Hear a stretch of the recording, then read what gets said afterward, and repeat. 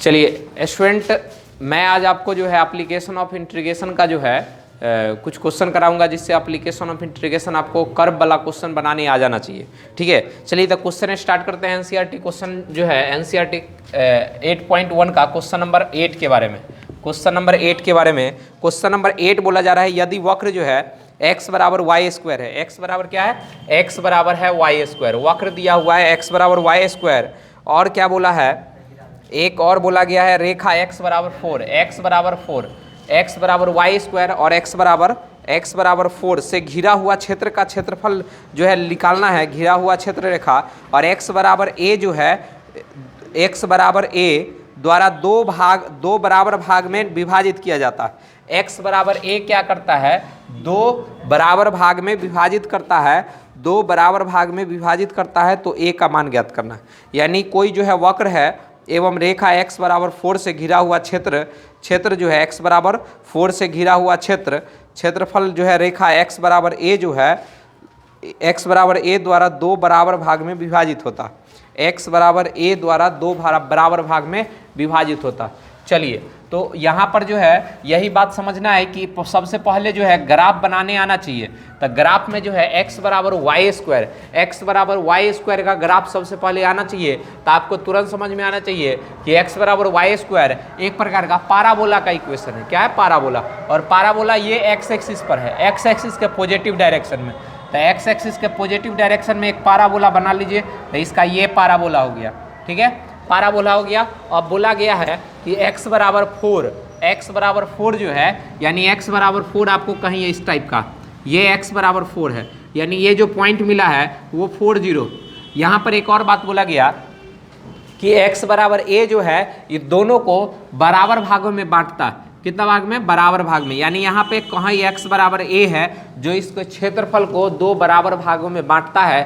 तो a का मान बता देना है कि आखिर a का मान क्या होगा, ये a का मान बता देना है कि a का मान क्या होगा। यानी यहाँ पर a0 जो है कितना नंबर पर काटेगा।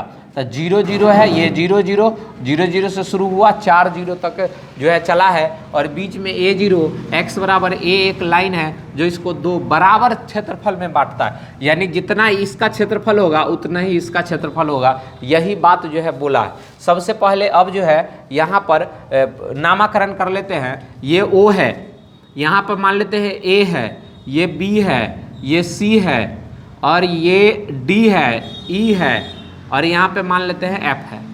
ठीक है, तो इस टाइप का हम नामाकरण कर लिए। आप नामाकरण कुछ किस और भी अनुसार से कर सकते हैं। मैंने ऐसा नामाकरण कर लिया।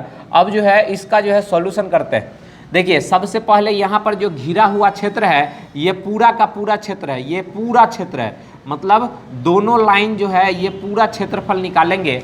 और यहाँ पर समझिए कि ये बोला है कि ये बीच वाला लाइन जो है ये दोनों के क्षेत्रफल को क्या करता है, बराबर भाग में काटता है। तो सबसे पहले एक काम करते हैं, 0 से a तक एक क्षेत्रफल निकालते हैं। किसका, 0 से a तक। और दूसरा क्षेत्रफल निकालेंगे a से लेके 4 तक, दूसरा निकालेंगे a से लेके 4 तक।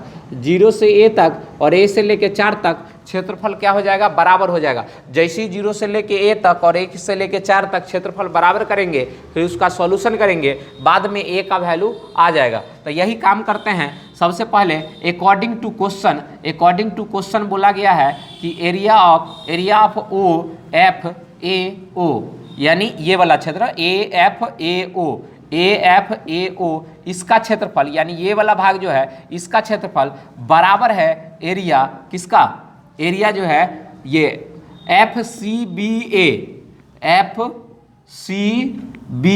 ए, ये बराबर है। देखिए, ये क्षेत्रफल पूरा का बराबर है, तो ऊपर वाला ऊपर के बराबर होगा, नीचे वाला नीचे के बराबर होगा। इसीलिए हम ऊपर वाला सिर्फ ऊपर वाला के बराबर ले लिए और उतना ही से हम काम कर लेंगे। तो चलिए इसका एरिया निकालते हैं। इसका एरिया पता है कि यहाँ पे हम लेंगे वाई डी एक्स लेंगे। क्या लेंगे, वाई डी एक्स। ठीक है, वाई डी एक्स लेंगे तो काम आसान हो जाएगा। इसीलिए क्योंकि हमारे पास लिमिट दिया हुआ है, लिमिट यहाँ x बराबर 0 और यहाँ x बराबर a है, तो 0 से लेके जाएंगे a तक, 0 से लेके a तक जाएंगे। अब बराबर हो जाएगा कहाँ से, अब इसका जब बात करेंगे तो ये a से लेके 4 तक की बात करेगा। तो ये a से लेके 4 तक की बात किया और यहाँ भी y dx ही रखेंगे। ठीक है, ये दोनों बराबर है। तो अब आगे बात करते हैं y का मान लाके पुट कर देते हैं। y का मान देखिए x बराबर वाई स्क्वायर है, तो y बराबर अगर निकालेंगे तो रूट अंडर x आ जाएगा, तो हो जाएगा रूट अंडर x dx हो जाएगा बराबर a से लेके 4 तक रूट अंडर x dx। ठीक है, चलिए अब इंटीग्रेशन करेंगे रूट x का, तो रूट x का इंटीग्रेशन जो होता है x के पावर 3/2 बटा में 3/2 है ना, और लिमिट डालेंगे 0 से लेके a तक, इसका भी उतना ही हो जाएगा x के पावर में 3/2 डिवाइडेड बाई 3/2 और पूरा का हो जाएगा a से लेके 4 तक। लिमिट डाल दिए, अब लिमिट अपर लिमिट और लोअर लिमिट डालिए, और अपर लिमिट लोअर लिमिट डालने से पहले जो कांस्टेंट है उसको पकड़ के बाहर कर लीजिए, तो 3/2 बटा में है नीचे, तो 2/3 बाहर निकाल लेंगे, बच जाएगा x के पावर में 3/2 और लिमिट लोअर लिमिट a और 0 और a, इधर भी निकल जाएगा 2/3 बाहर खींच लेंगे, बच जाएगा x के पावर में 3/2 और इधर बच गया a से 4 तक। इससे ये गर्दा छूट गया। अब जो है यहाँ पर x का वैल्यू अगर a डालते हैं, x का वैल्यू a, तो a के पावर में 3/2 और 0 के पावर में 3/2 बराबर, अब देंगे 4 के पावर में 3/2 माइनस a के पावर में, ये नीचे वाला a के पावर में 3/2।